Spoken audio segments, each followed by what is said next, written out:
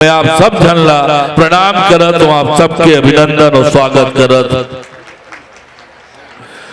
छत्तीसगढ़ के धरती में बड़े बड़े संत महात्मा ऋषि मुनि पैदा हुए।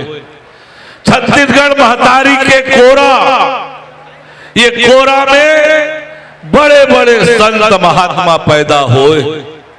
वैसने परम पूज्य गुरु घासीदास बाबा है कि जे समाज का एक नया दिशा मनखे एक समाज के संदेश देके आज तो छत्तीसगढ़ के आपस के भाईचारा है, मेल जोल के रहीथन, एक साथ उठथन बैठथन खातन पीतन रहीथन।